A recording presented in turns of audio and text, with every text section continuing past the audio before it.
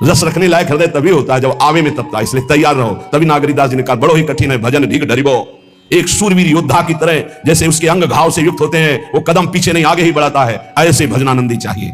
चाहे मुझे चोर कहा जाए, पतित कहा जाए, गाली दिया जाए, मुझे मारा जाए, बांध लिया जाए, तो भी मैं भगवान पर दोषारोपण नहीं करूंगा।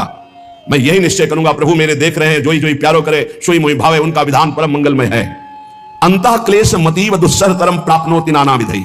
मुझे अंदर से भी बहुत पीड़ा दी जाए, काम पीड़ा, क्रोध पीड़ा, लोग बाहर से तो ये दिया जाए और अंदर से भी ये दिया जाए, तो भी हे प्रिया जो आपसे नहीं कहूंगा। प्रेम में कभी शिकवा शिकायत नहीं होती, ना इष्ट से और अपने प्रीतम के विधान से दिए हुए कष्ट को हम दूसरे से कह दें। धिक्कार हमारी प्रीति को, प्रीतम सहावे और मैं दूसरे से शिकायत करूं? नहीं, हर विधान आपका सो। ये प्रेम है मस्ती का, ये लज्जू पंजू ऐसे काम नहीं है इनके। ये तो देखते हैं पैर धर के अगर गर्म लगा तो हटा लेंगे, मत रखना गर्म ही गर्म है। और छाती मजबूत करके कि आग पे चलूंगा, तो पैर रखोगे तो चंदन हो जाएगा आग में भी। पूरे जीवन की बात कह रहा हूं, पूरे जीवन की। ये आप हमारी प्रार्थना मान लीजिए, इस मार्ग में चलने पर जो दुख मिले कभी किसी से कहना नहीं तो प्रीति में कलंक लग जाएगा, वो तुम्हें प्रभु से हटा देगा।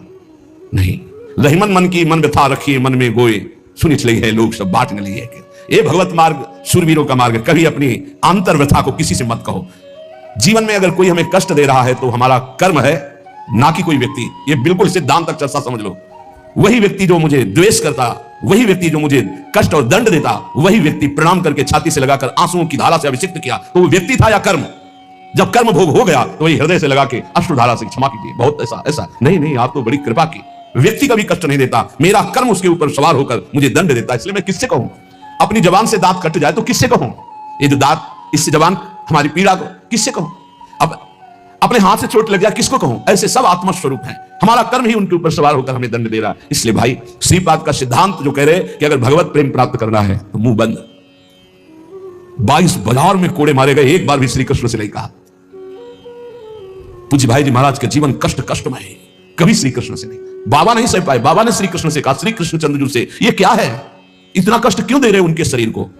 मुस्कुरा दिए, बोले मैं नहीं दे रहा हूं, ये तुम्हारे कर्म का फल भाई जी भोग रहे हैं। ऐसा? बोले हाँ। सीधे अस्पताल गए, भाई जी से कहा, ये आप हमारा प्रारब्ध क्यों भोग रहे हैं? तो कहा, ये कौन सा खेल रच रहे बाबा, क्या बात कर रहे हो? जीव का अपना कर्म भोगना होता है, किसी और का निजीकृत कर्म भोग? तो उनका आप हमको बहका नहीं सकते, हमें परम तत्व से पता चला है कि आप हमारे कर्म। तो हंस दिए भाई जी और बोले, देखो हमें कोई फर्क नहीं पड़ता, आपको फर्क पड़ जाता। आप चढ़ो, जिस साधना की चढ़ाई पर चढ़ रहे हो चढ़ो, मंगल में श्री कृष्ण तुम्हारी यात्रा को पूर्ण करें। हम तो अस्पताल में पड़े पड़े प्रिया प्रीतम के साथ खेल रहे हैं, कोई फर्क नहीं पड़ रहा।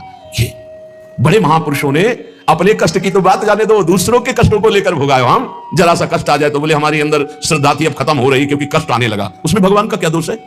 वो तो बड़े कृपालु हैं कि ऐसे पापात्मा होने पर भी मुझे महात्माओं का संग दिया, धाम का वास दे रहे, नाम जपवा रहे हैं। अब हमारे पूर्व प्रारब्ध हमें कष्ट दे रहे हैं, इस समय भी वो हमें दुलार कर रहे हैं। जीव समझता नहीं, केवल दोषारोपण भगवान और भगवत मार्ग पर कर देता है। इसलिए उपासक को अंतः क्लेश मतीव दुस्सहतरम, ये जो आप काम क्रोध से जल रहे हो ना, ये तपस्या है, इसका बहुत बड़ा लाभ मिलेगा। और अगर भोग रहे हो ना, गिर रहे हो, पतित हो रहे हो, तो वो सुख नहीं, वो शांति नहीं, वो विश्राम नहीं है। तो एक बात ध्यान रखना, इस शब्द को याद रखना।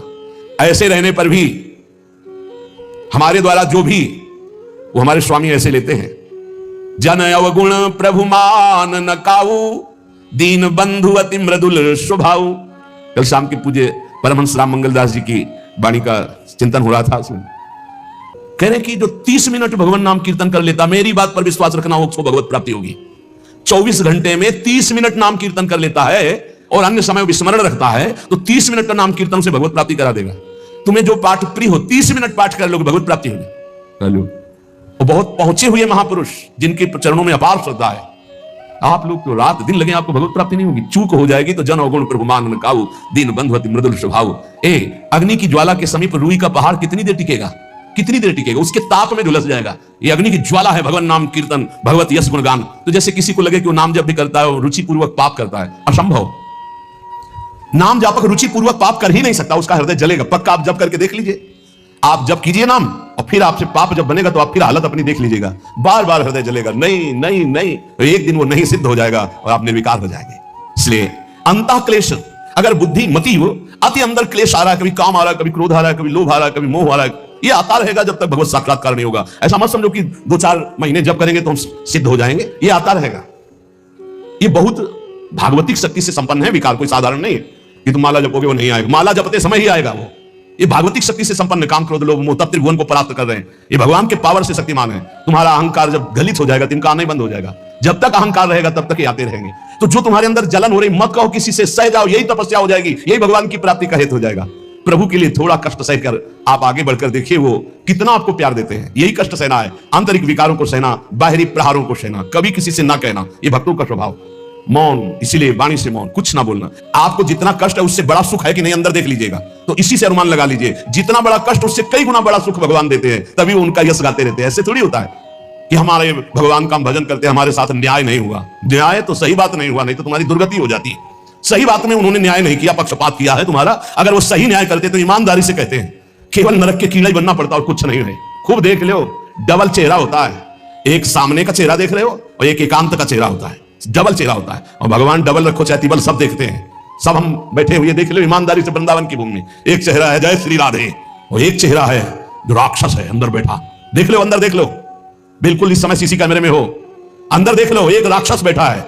और उस राक्षस ने जो जो करवाया, आप लिखो रजिस्टर में, तुम्हें याद है जितना, और इसके बाद आप न्यायाधीश बनो, फिर आपकी क्या दुर्गति होती है उसका। इससे ऐसे होता है, हे प्रभु तभी त्रा इमाम मचता है, तब उनकी कृपा नजर आती है कि बोले भगवान ने न्याय नहीं किया। हम कहते हैं सच्ची बात तुम कह रहे हो प्यारे, न्याय नहीं किया इसीलिए बचे हुए हो। अगर वो न्याय कर देता, पक्षपात ना लेता तुम्हारा, तब तुम्हारे होश उड़ते, चाहे जो कोई हो, अपना रजिस्टर जांच के देख लो। इसलिए कहते हैं कि सबकी जीवनी शुक्ल पक्ष की लिखी जाती है, कृष्ण पक्ष की तो केवल उसी की छाती जानती है, दूसरा नहीं। हृदय में जितने विकार, हृदय में जितना अंधकार, हृदय में जितना कूड़ा करकट, वो तो हम जानते हैं कि हमारी स्वामिनी की कृपा ने कितना निर्मल किया है। तब उनकी स्वामिनी जो मुझ जैसे अपराधी के अपराधों का विस्मरण करके आप ऐसी कृपा, तो आपको लगता है कि संतों की एक दैन्य भाषा होती है। नहीं, ईमानदारी से संत कभी झूठ नहीं बोलते। जैसे कह रहे कि मौसम कौन कुटिल खलकामी, तो अंतर यह होता है कि आंख में जैसे थोड़ा पड़े तो बहुत बुरा लगता है, और पीठ में इतना बड़ा तिनका चला जाए तो कुछ समझ में नहीं आता। संतों का हृदय आंख जैसा होता है, थोड़ी सी भी गलती में हाय हाय मच जाता है, धिक्कार है तुम्हारे जीवन को, अपने को तुम क्या समझते हो और क्या है तुम्हारे अंदर विचार। और जो मलिन अंतःकरण वाला था, भारी भारी पाप करके भी उसको पश्चाताप नहीं होता। संत जनों को एक पाप की जरा सी वृत्ति की आभास स्फुरना, वो पूरा पाप नजर आने लगता है उनको, क्योंकि इतना निर्मल हृदय होता है। तो सच्ची कहते हैं कि जैसे घोड़ों की लगाम पकड़े हुए श्री कृष्ण अर्जुन की बैठे हैं, ऐसे अपने भक्तों की लगाम पकड़कर बैठ जाते हैं। तो यात्रा अध्यात्म की ऊंचाई की चलती, किसी की सामर्थ्य नहीं। इसलिए सब भक्त ऐसे तो आपको मिलेंगे। जहां सामर्थ्य की बात है वहां केवल श्री भगवान की कृपा है। इसलिए बाहर की पीड़ा और अंतर की पीड़ा अपने प्रीतम के द्वारा दी हुई मानकर सह जाओ, तो आगे प्रीतम तुम्हारा स्वागत करने के लिए खड़े, पक्का समझ लेना, पक्का। और वो देंगे ये पीड़ा, क्यों देंगे? इसी पीड़ा में पता चलता है कि तुम्हारे मन की सुई किधर जा रही है। हमने एक संत भगवान को देखा, 22-23 वर्ष पहले वृंदावन में कच्चा मार्ग था, एक बोरा रखते थे ऐसे, पागलों जैसा भेष था। तो जब रात्रि के 11 बजे वापस यमुना किनारे से प्रसाद पाके यमुना किनारे गए, यमुना किनारे से जब लौटते थे उनको देखते थे अकेले बैठे रहते, उनकी मुद्रा देख के लगता था भगवदानंद में डूबे हुए। नजदीक बैठे बोरा उठाया, चल दिया।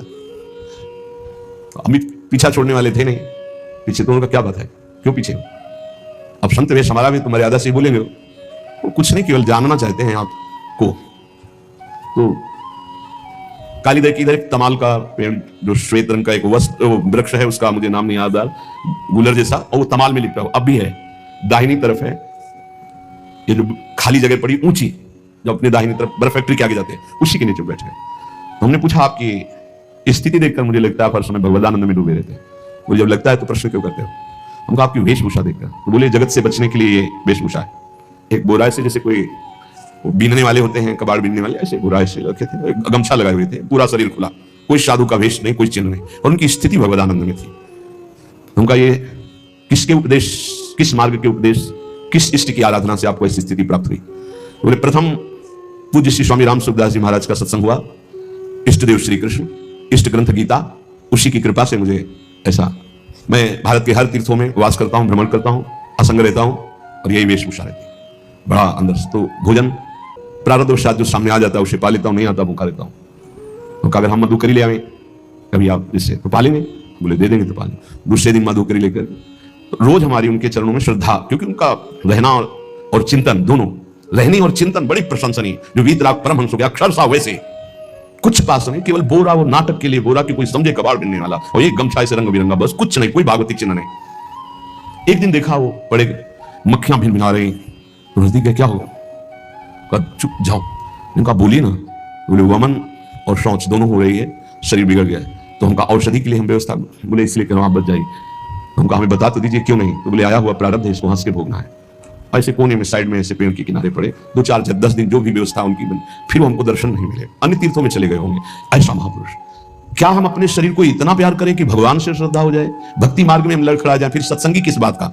ये पक्का समझ लीजिए, ये जो भगवत मार्ग है ये शूरवीरता का मार्ग है, सहन करने का मार्ग है। जितने भी महापुरुषों के चरित्र हैं आप पढ़ करके देख लीजिए, भगवान के चरित्र से भी ज्यादा लाभ भक्त चरित्र सुनने से इसलिए होता है कि हमको लगता है कि हमारे जैसा जन्म लेकर इतना कष्ट सहकर इस ऊंचाई पर पहुंचे, ये बड़ी बात है कि वो जीवत्व से हमारी तरह पैदा होकर ईश्वरत्व को जाता है। इसलिए भक्त चरित्र में विशेष बल हमको प्राप्त होता है। क्या क्या कष्ट सहते, और आप खुद देख लीजिए